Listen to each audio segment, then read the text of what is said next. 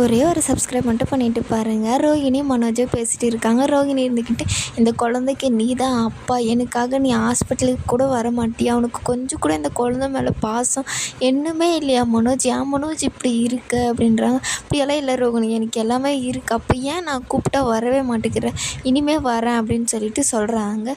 அதுக்கப்புறம் பார்த்திங்கன்னா சக்திவேல் வந்து கூப்பிட்றாரு அந்த ஜோசியர். கூப்பிட்டோடனே பம்பரக்கா மனோஜ் இங்கே வாங்க அப்படின்னு சொல்லிட்டு அவரும் ஒரு நிமிஷம் ரோகிணி அப்படின்னு சொல்லிட்டு அவர் அங்கேருந்து போயிடுறாரு. போனோடனே பார்த்திங்கன்னா இப்போ ஹாஸ்பிட்டலுக்கு அவங்க எவ்வளோ கட்டியிருக்காங்க? 1,25,000. மிச்ச காசு அவங்கக்கிட்ட தானே இருக்கும். ஆமாம், நான் யோசிக்கவே இல்லை பாருங்களேன் அப்படின்றாங்க.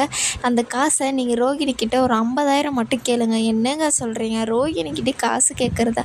ஆமாம் கேளுங்க, அவகிட்ட கொடுக்க மாட்டாளே அப்படின்றாங்க. இந்த மாதிரி டீலருக்கு காசு கொடுக்கணும், கொடுக்கலன்னா இந்த பொருளை எடுத்துகிட்டு போயிடுவாங்க அப்படின்னு சொல்லுங்கள், கண்டிப்பாக தருவாங்க அப்படின்னு சொல்கிறாரு. அவரும் போய் அப்படியே கேட்குறாரு, எனக்கு ஒரு 50,000 பணம் வேணும் ரோகிணி. என்ன பணம்னா மட்டும் நான் ஞாபகம் வரேனா உனக்கு அப்படின்றாங்க. இல்லை ரோகிணி, டீலருக்கு காசு கொடுக்கணும், இல்லைன்னா பொருளெல்லாம் எடுத்துகிட்டு போயிடுவாங்களாம் அப்படின்றாங்க. சரி தரேன், உனக்காக மட்டும்தான் மனோஜ், நான் உனக்காக எவ்வளோ செய்கிறேன் பாரு, நீ எனக்காக என்ன பண்ணியிருக்க இது வரைக்கும் அப்படின்ற மாதிரி கேட்குறாங்க.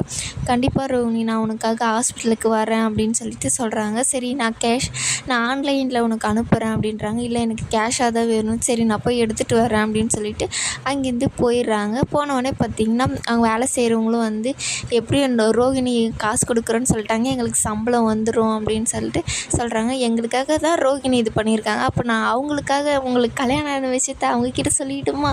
ஐயோ கையெழுத்து கும்பிட்றேன் சாமி, அந்த வேலை மட்டும் பண்ணிடாதீங்க, மரியாதையாக இங்கேருந்து கிளம்பிடுங்க அப்படின்றாங்க. உங்களுக்கு மாதம் மாதம் சம்பளம் வந்துடும் அப்படின்னு சொல்லிட்டு அங்கேருந்து கிளம்பிடுறாங்க.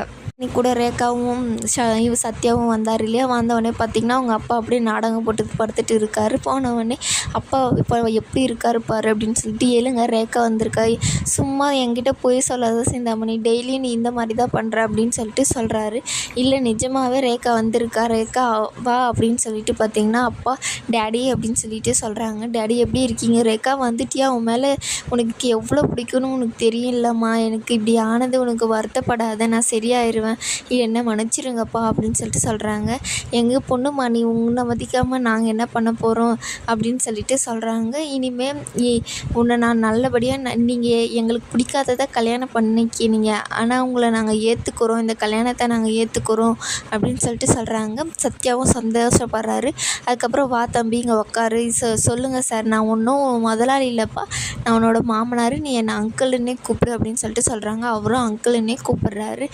எங்களை மன்னிச்சிருங்க, நாங்கள் இப்படியெல்லாம் நடக்கும் நாங்கள் எதிர்பார்க்கல, நீ என்னப்பா பண்ணுவ அப்படின்னு சொல்லிட்டு சொல்கிறாங்க. சரி என் பொண்ணை இங்கேவே விட்டுட்டு போறியா, அவரை பார்த்துக்க அப்படின்னு சொல்லிட்டு சொல்கிறாங்க. ஆனால் சத்யா வந்து யோசிக்கிறாரு. அப்போ கரெக்டாக வந்து ஜூஸ் எடுத்துகிட்டு வராங்க. எனக்கு வேணவே வேணாம் அப்படின்னு சொல்லிட்டு அவர் நாடகம் போடுறாரு.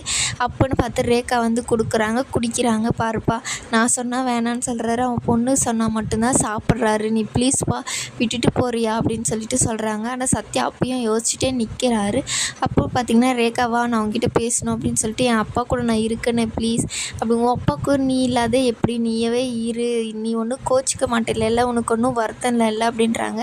அதெல்லாம் ஒன்றும் இல்லை, நீ உன் அப்பாவை பார்த்துக்கோ அப்படின்னு சொல்லிட்டு அங்கேருந்து சொல்லிவிட்டு, சரி அங்கிள் நான் கிளம்புறேன், வரேன் ஆண்டி அப்படின்னு சொல்லிட்டு அங்கேருந்து கிளம்பிடுறாரு. அதுக்கப்புறம் பார்த்திங்கன்னா மேலே ரூம் கட்டுறதுக்காக எல்லாருமே நின்றுட்டு இருக்காங்க. இந்த மாதிரி அப்பா இருந்திருந்தால் அவர் தான் முதல் செங்கல் எடுத்து வச்சுருப்பாரு. அப்பா இல்லை, அதுக்கடுத்தது உங்கள் அம்மா தானே இருக்காங்க, அவங்கள போய் கூப்பிடுங்க, நாளை கூப்பிட்டு அவங்க வருவாங்களா அப்படின்ற மாதிரி சொல்கிறாங்க. அதுக்கு அப்போ இருந்து முத்து இருந்துக்கிட்டு சொல்கிறாங்க, பழக்கோரில் நீ போய் சொல்லு, அப்போ தான் வருவாங்க அப்படின்னு சொல்கிறாங்க. கண்டிப்பாக நான் போய் சொல்கிறேன், கண்டிப்பாக வருவாங்களா, அவள் வந்து ஒரு ஐடியா இல்லாமல் போகமாட்டா, கண்டிப்பாக வருவாங்க அப்படின்னு சொல்லிட்டு ரவியும் சொல்கிறாங்க. அதுக்கப்புறம் பார்த்திங்கன்னா அவங்களும் போய் சொல்கிறாங்க, இந்த மாதிரி வாங்க ஆண்டி, மேலே செங்கல் எடுத்து வைக்கிறாங்களா, நீங்கள் வந்து அது முதல் செங்கல் எடுத்து வைங்க, நீங்கள் ஃபஸ்ட்டு போட்ட வீடியோவே பயங்கர வைரலாக போயிட்டு இருக்குது அப்படின்னு சொல்லிட்டு சொல்கிறாங்க. அப்படியா, நான்லாம் வந்து எடுத்து வச்சவங்க ஏற்றுப்பாங்க, கண்டிப்பாக வாங்க நீங்கள் அப்படின்னு சொல்லிட்டு போகும்போது மனோஜ் வராரு. நீ எதுக்குமா போகிற, நீ எல்லாம் போகாத, டேய் நான் இல்லாத எப்பட்றா, நான் வைரல் ஆகணும் அப்படின்னு சொல்லிட்டு அங்கேருந்து, என்னது வைரலா அப்படி, ஐயோ வைரலா சரி அப்படின்னு சொல்லிட்டு பார்த்திங்கன்னா அவங்க போகிறாங்க. நான் இல்லாத எப்படி நீங்கள் செங்கல் எடுத்து வைக்கலாம் அப்படின்னு சொல்லிட்டு சொல்கிறாங்க. இதோட இந்த எபிசோடும் முடியுது.